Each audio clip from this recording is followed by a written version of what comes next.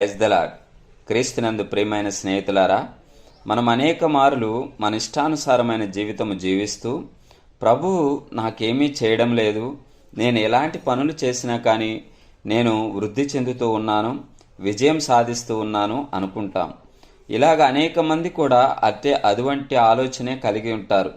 మమ్మల్ని ప్రభువు దీవిస్తూ ఉన్నాడు, నేను ఎలాంటి కార్యము చేసినా అది మంచి పనే అవుతుంది అని అనుకుంటాం. అయితే దేవుని వాక్యం ఏమని సెలవిస్తూ ఉంది? 50వ కీర్తన 21వ వచనం ఈ మాట చెప్తూ ఉంది. ఇట్టి పనులు నీవు చేసినను నేను మౌనినై ఉంటిని, అందుకు నేను కేవలము నీ వంటి వాడనని నీవనుకొంటివి. అయితే నీ కనుల ఎదుట ఈ సంగతులను నేను వరుసగా ఉంచి నిన్ను గద్దించెదను. ప్రియమైన స్నేహితులారా, మరి ప్రతి ఒక్కరు కూడా నేను చేసేది మంచి పనే, నేను చేసేది దేవుని పనే అని అనుకుంటూ ఉంటాం. అనేక మార్లు తప్పులు చేస్తూనే ఉంటాం, దేవునికి ఇష్టం లేని పనులు చేస్తూ ఉంటాం. కానీ మన ఆలోచన ఎలా ఉంటుందంటే, నేను దీవించబడుతూ ఉన్నాను, ఆశీర్వదించబడుతూ ఉన్నాను, నాకేమీ అపాయము సంభవించడం లేదు అనుకుంటాం. అయితే దేవుడు ఈ రీతిగా సెలవిస్తూ ఉన్నాడు, నీవు దేవుణ్ణి కూడా నా వంటి వాడే అనుకుంటూ ఉన్నావా? అంటే మనలాంటి మనుష్యుడనే అనుకుంటూ ఉన్నావా?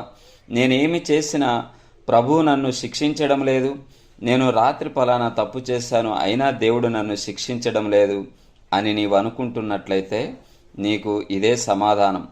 ప్రభు అంటూ ఉన్నాడు కదా, నీవు నీ వంటి వాడనని నా గురించి అనుకుంటున్నావు, కానీ ఒక దినాన అవన్నీ నీవు చేసిన ప్రతి తప్పిదాన్ని నీ ఎదుట ఉంచి నిన్ను గద్దిస్తాను అని చెప్తా ఉన్నాడు. ఆయన గద్దించిన దినాన మనము ఆయన కోపాన్ని తట్టుకోలేం ప్రియులారా.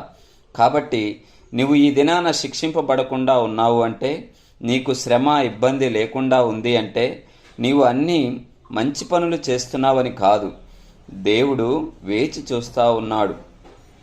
కాబట్టి ఆ విషయాన్ని గ్రహించుకొని ఆయన ఒక దినాన్న నీ ఎదుట ప్రతి తప్పు ఉంచి నిన్ను గద్దించే రోజు ఉందని జ్ఞాపకము చేసుకొని ప్రతి విషయంలోనూ జాగ్రత్తగా ప్రవర్తించి ప్రభువుకి నచ్చిన పని, ఆయనకి ఇష్టమైన పని చేయడానికి పూనుకుందాం.